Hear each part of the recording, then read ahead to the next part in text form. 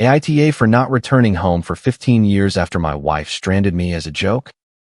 She and her friends thought it would be hilarious to leave me stranded in the middle of Colorado. "Let us see if he can make it back," she said, laughing. Then they drove off without looking back. As for me, I never saw them again. That day, I was alone, lost in the middle of nowhere. Convinced at first that it was just another one of their silly pranks. She did that often, but as the minutes passed, a realization set in. This was not a prank. My phone had been left in the car, plugged into the charger, and my wallet too. And the car had disappeared. They had driven off laughing, convinced I was running behind them. But something inside me changed, or maybe something finally clicked into place. I stood there, under the intense Colorado sun, staring at the empty spot where the car had been just 10 minutes earlier. My wife, Lindsay, and her friends Whitney, Brittany, and Cassidy had disappeared over the horizon. At first, I wanted to believe it was another one of their jokes. They loved testing my limits, seeing how long I could take their teasing before I reacted. 5 years of marriage had accustomed me to feeling disrespected in front of her friends. Lindsay laughed with them, but this time it felt different. My phone was in the car, my wallet too. All I had left was a faded t-shirt, worn-out jeans, and a knot of unease growing in my stomach. We had been on a road trip for 3 days, heading to Whitney's lake house, and I already disliked the trip. Lindsay had begged me to come, saying it would be a chance to get closer to her friends. I was not convinced. They had always treated me like an outsider with their inside jokes, their knowing looks, and their comments. But I had come because I loved her. At least, I still thought I loved her. The gas station was just a small stop in the middle of nowhere. An isolated old pump with a flickering sign and gravel underfoot. I went to the restroom convinced she would be waiting for me like always. Not this time. An hour passed. I paced back and forth on the cracked asphalt, kicking small stones, telling myself they would be back any second. I was already imagining the sound of tires and Lindsay's laughter yelling that it was a joke. But the road remained silent. 2 hours later, the heat was burning the back of my neck. My throat was dry, and memories of the previous days started rushing back. Whitney laughing when she spilled her drink on me. Brittany whispering something to Lindsay. Both of them laughing while glancing at me. And me, standing there, smiling awkwardly to keep the peace. I should have known. They were planning something, and I had been too trusting to see it. A truck approached. The rumble of the engine pulled me from my thoughts. The driver, a large man with a gray beard and tired eyes, rolled down his window. "Is everything okay, kid?" His voice was rough, but kind. That simple question hit me hard. No, nothing was okay. She was not coming back. Lindsay was not coming back. I swallowed hard. "My wife left me here. Can you help me?" He nodded as if he had seen situations like this before. "Get in." I climbed in without thinking twice. In the cab of the truck, everything I had put up with for 5 years came rushing back at once. The times I felt disrespected, the laughter at my expense, Lindsay's silence when her friends made comments. The driver did not ask many questions. He drove in silence, humming an old country song. I watched the gas station disappear in the rearview mirror. I could have called Lindsay if I had a phone. I could have demanded explanations, but deep down, I already knew what she would say. It was just a joke. You were too sensitive. I had heard it too many times. And right there, in that truck, I realized something important. She had never truly respected me, and Lindsay had always chosen her friends over me. The trucker dropped me off at a crossroads near Grand Junction. "Good luck, kid." I was left alone again, with no phone, no money, no plan, just the road ahead. A part of me still wanted to turn back and ask someone at the gas station to let me use a phone to call my wife, but a stronger part pushed me forward. I was tired of being the punchline, tired of being the one they tested. So, I started walking. The sun was beating down. My shoes kicked up dust. Every step felt like leaving a piece of my old life behind. I did not know what I would find in Grand Junction. I did not know where to sleep or how to survive. But for the first time in a long time, I was not afraid of what Lindsay would think. She had left me behind. Maybe this was the first real freedom I had ever known. As the sun began to set, I made a quiet decision. I would not go back. Not to her, not to that life. I was still standing at the crossroads when another truck stopped. The driver offered to take me closer to town. I accepted. He dropped me off at the entrance to Grand Junction. And that is where everything truly began. Without identification, without money, without a clear plan. I wondered until I saw a local shelter, a simple building with a cross on the front. I hesitated, but I did not have much choice. Inside, the air smelled of coffee and weariness. A man behind the counter looked me up and down. Are you lost or just down on your luck? Both. He sighed. Name? Seth. He handed me a form. One night for now. Tomorrow we will figure things out. That night, I did not sleep. Lying on a narrow bed, surrounded by others, I stared at the ceiling. Lindsay's face kept coming back to me. Her laugh, her voice, the way things had been. I wanted to be angry, but a part of me still hoped she would realize her mistake. The next day, they talked to me about getting identification papers, finding work, and building some stability. Then they mentioned a local diner looking for help. And I went there not knowing my life was about to change for the better.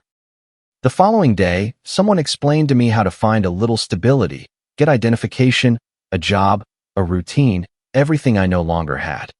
They told me about a small diner not far from there. A simple place, nothing fancy, but looking for someone to work. I did not really have a choice. So I went. The diner was cramped, with red vinyl booths and an old jukebox in the corner. Behind the counter, a woman watched me without smiling. Vivian had a hard, almost intimidating presence, like someone who had no more patience to waste.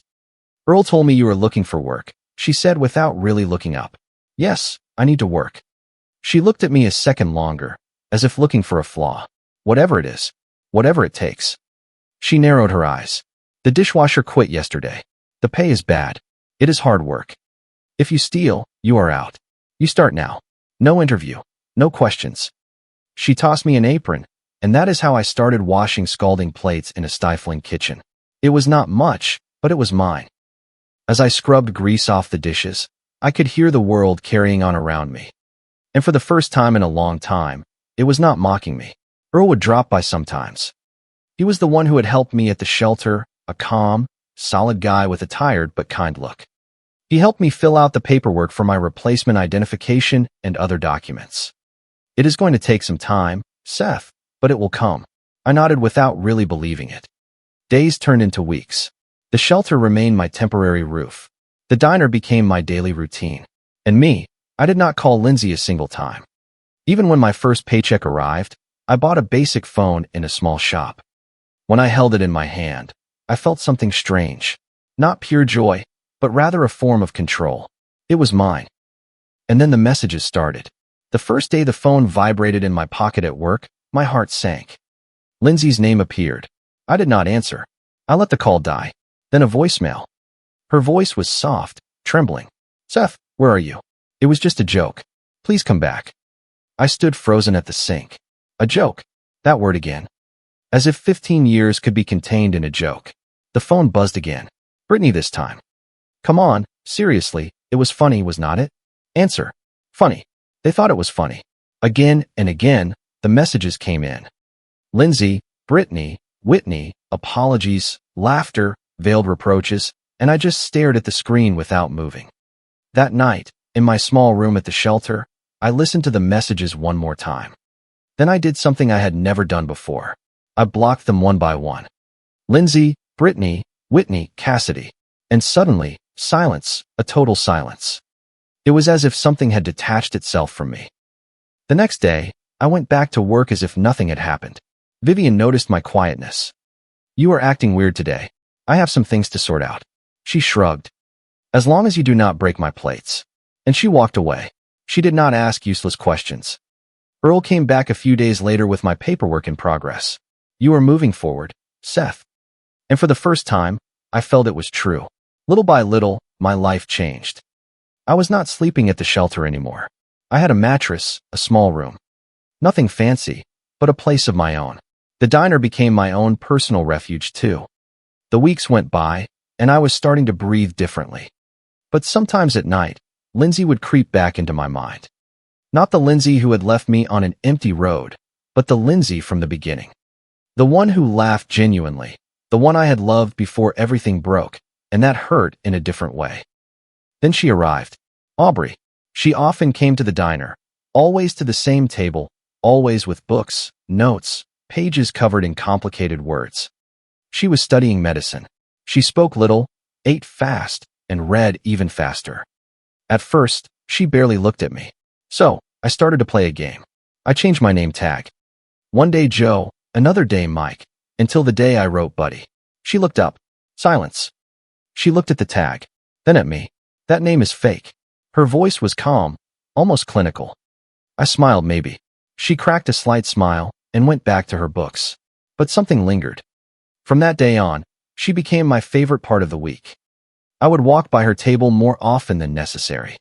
I refilled her coffee, cleared her plates, pretended to check if everything was fine. She would say thank you, always in the same way, calm and simple. One day, she came in exhausted. Heavy eyes, messy hair. Exams, have not slept in 2 days, she mumbled. I did not say anything, but I added a little extra to her plate. She looked at me. You are being sneaky. I pay attention. And she smiled. That is when it all truly started. One evening, her friends bailed on her for a reservation at a fancy restaurant. She shrugged. I am not going to ruin my night. She looked at me. When do you get off? Vivian answered for me. He is off right now. Get out. And we left. We ate pizza in a simple place. She laughed. A real laugh. And that laugh changed everything. She was not like Lindsay. She was not trying to dominate. She did not mock. She did not test. She just existed. A few months later, she moved into my small room. It was tight, too small for 2 lives, but we did not care. We were simply living. And for the first time in a long time, I no longer felt like a joke. Then the years rolled by. I went from dishwasher to cook, then to manager, then to something I would have never imagined. Vivian looked at me one day and said, "Can you run a place?" And she gave me an opportunity, a second diner. And I said yes, because for the first time in my life, I could. When Vivian offered me to manage a second location, I thought it was a joke. Me, running an establishment. The guy who, a few years earlier, was still washing scalding plates in silence. I stood frozen, spatula in hand, unable to answer right away. Are you kidding? I finally said. Vivian sighed, annoyed. Do I look like I am kidding? Then she added more dryly. You work hard. You do not steal. You do not complain. Take it or leave it. The choice was not really much of a choice. That night, I told Aubrey everything. We were sitting on the old couch in our small apartment. She was grading papers. I was staring at the ceiling. Vivian wants to put me in charge of a diner, I whispered. She looked up. And you are hesitating? I shrugged. What if I mess up? She put down her pen. Seth, you already manage everything without even realizing it. Silence. She leaned in closer, placing her hand on mine. You can do it. And that sentence, I believed it because it did not sound like any of the ones I had heard before. No mockery, no doubt, just a quiet certainty. The next day, I accepted. Vivian handed me a set of keys without ceremony. Do not burn the place down. And she went back to her register. The new diner was small. 10 tables, a counter, a narrow kitchen. But to me, it was a whole world. The beginnings were chaotic. Badly written orders, forgotten tables, burnt fries. But I was learning. Every mistake was a lesson, every day a step forward. And above all, I was in charge. Not an invisible employee, not a joke, but a man building something. Meanwhile, Aubrey had become my anchor. She was still studying, always surrounded by books, always tired, but she was there, and that changed everything. Weeks turned into months. The diner started doing well. Customers kept coming back.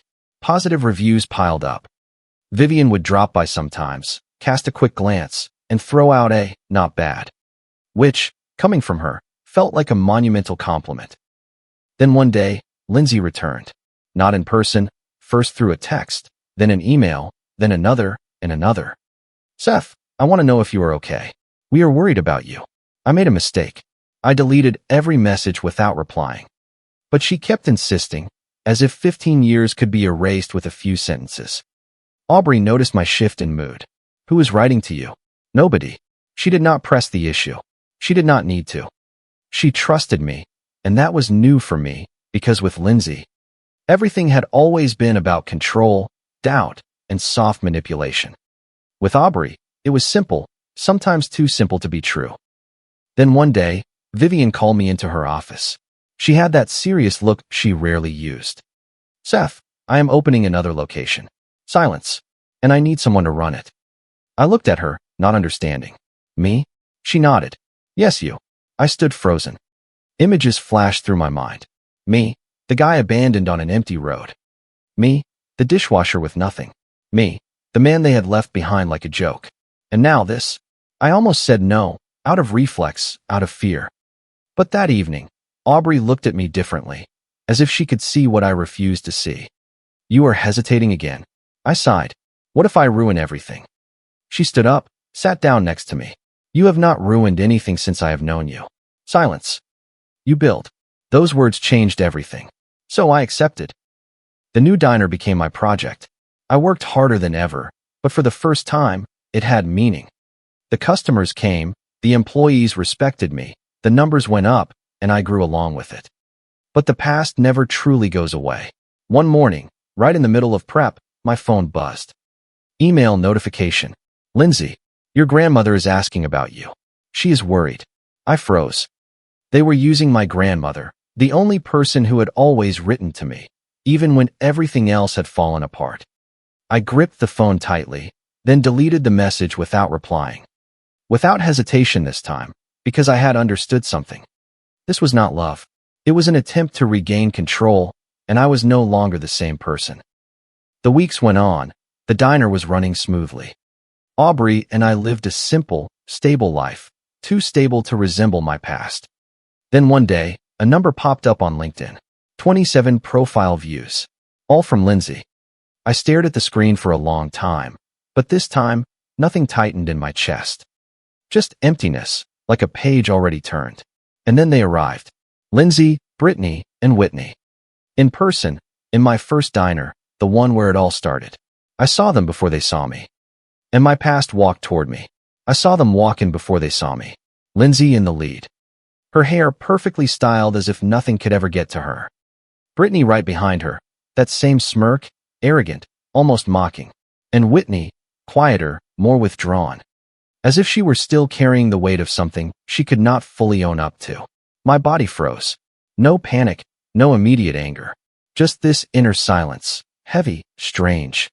As if 15 years had suddenly folded back onto themselves. I was holding a tray. I stood there a second too long, then I moved forward. I could have asked someone else to serve them, pretended not to have seen them, let them leave the way they came. But something in me refused. Maybe it was a need for closure, maybe something else. I approached their table with the coffee pot in hand. Lindsay looked up first, and she stopped breathing. Her eyes widened slowly, as if her brain refused to process what she was seeing. Seth. Her voice was different, less confident, more fragile. Brittany tilted her head, a smile already locked in. Well, look who became important. Whitney looked down immediately. I stood there. Calm, strangely calm. What do you want? My voice was neutral, not cold, not warm, just closed off. Lindsay swallowed hard. Seth, can we talk? Brittany took over as always. We heard you were successful here. We just wanted to. I cut her off. Order or leave. Silence. A real silence this time. Not the one from years past, the one of the present.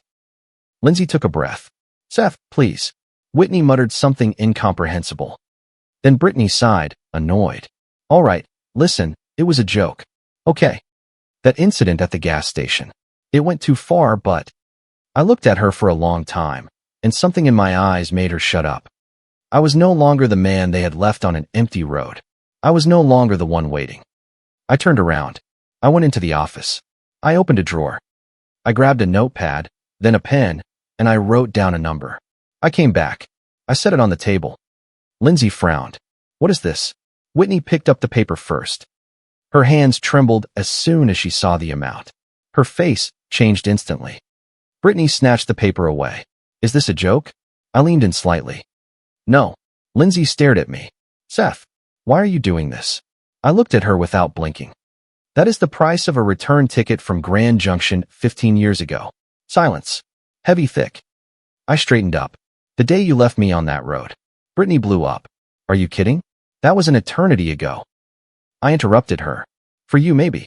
I looked at them one by one. Lindsay's eyes were glossy. Whitney was shaking slightly. Brittany was furious. You drove off laughing. Silence. And me, I stayed behind. Nobody spoke. The diner around us kept living, but their table felt isolated from the world. Lindsay tried to speak. Her voice broke. Seth, we were young. We did not think that. I cut her off again. You thought I would come back. I stepped closer, but I did not come back. Silence. I stared at them. Then I said simply, and now, you have nothing to ask of me. Brittany gritted her teeth. You have become harsh. I did not answer. Whitney lowered her head. Lindsay was trembling, and for the first time in 15 years, she was no longer in control of anything. I straightened up. You are leaving. Brittany cast a furious look around her. Unbelievable. Whitney set the paper down gently. Lindsay opened her mouth, then closed it. Nothing came out. No apologies, no excuses, just a void. I went back to the counter and continued my work. Behind me, I heard them get up. The sound of chairs, hesitant footsteps, then the door. One last chime, and the silence returned. Aubrey was waiting for me at home that night. The kids were playing in another room. The lighting was warm, normal, alive. I sat down without speaking. She looked at me, and she understood instantly. They came. I nodded. I told her the story without anger, without tension, just the facts. When I finished, she looked at me for a long time. Then she said softly, and now? I leaned back against the chair. Now it is over. She smiled slightly and placed her hand on mine. Then, it is over. It was not a question, it was a truth. That night, I slept deeply. For the first time in a long time, their faces did not return in my dreams. The next day, the diner smelled of warm bread and fresh coffee. Customers were talking, employees were working, life moved on, and so did I, without noise. Without looking back, without chains, and somewhere very far behind me. Lindsay, Brittany, and Whitney had become what they had always been in my story. A beginning, not an end. After that day, nothing really tried to come back for me anymore. Not the messages, not the apologies, not the ghosts. Their visit to my diner became a fading memory, like a smudge on glass wiped clean one last time. At first, I thought something would stir inside me. A delayed anger, a reignited pain. But no, none of that. Only a strange calm, as if this story had finally found its place. The days resumed their course. The diner was thriving, the new diner too. Employees came to me for decisions, problems, ideas. I was no longer surviving. I was managing, I was building, and every morning, when I opened the doors, I felt the same thing, a stability I had never known before. Aubrey remained my anchor. She stopped asking questions about Lindsay. She did not need to. She understood that some stories do not need to be reopened to be finished. At home, life was simple. The kids filled the space with noise, laughter, and mess. And that mess was the good kind, the real kind, the kind that does not destroy. One evening, when everything was quiet, Aubrey and I were sitting outside. The wind was gentle, the light dim. She looked at me without turning the head. Do you still think about her? I took my time answering. Then I shook my head. No. Silence. She smiled slightly. That is the first time you have answered so fast. I smiled back because it was true. She was no longer a presence, not even a shadow, just a closed chapter. The weeks rolled on. The business grew. The second diner became profitable, then stable, then well-known. Vivian, true to herself, stopped by one morning to look at the full dining room. The organized employees, the smooth-running kitchen. She did not say anything for a long time. Then she grunted. Not bad, Seth. And she left. That was her way of saying I had succeeded. I no longer needed validation, but it was still satisfying. A simple form of recognition, without useless emotion. One day, Earl dropped by too. He looked around, arms crossed. You have made your way. I nodded. Yes. He smiled. Not bad for someone we found lost on a road. We laughed without nostalgia. Just a statement of fact. The past was no longer an open wound. It was a story told in a low voice, without pain. The years kept passing. Aubrey finished her studies. She became a doctor. The day she got her diploma. I looked at her in the crowd, and I realized something I had never truly understood before. Some people do not save you by pulling you out of a hole. They save you by staying while you climb out of it. And she had stayed, always. The evening of the ceremony, we celebrated simply at home with the kids, with noise, with life. Later, when everyone was asleep, Aubrey and I stayed in the kitchen. She rested her head on my shoulder. Do you regret anything? I thought for a long time, then I answered honestly. No, not Lindsay, not the road, not the lost years, nothing. Because everything that had tested me had also built me. She gently squeezed my hand, and we stayed there without speaking. Time continued its work, and so did I.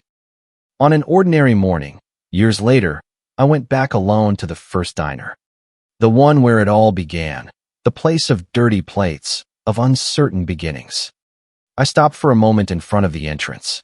I looked through the window. Employees were working, customers were laughing. Life carried on without me, as it always had. But this time, I was no longer on the outside. I was the one who had written a piece of this story. I walked in, ordered a coffee, sat down, and looked around without regret, without anger, without attachment. Just a man who survived his own story and who, in the end, overcame it.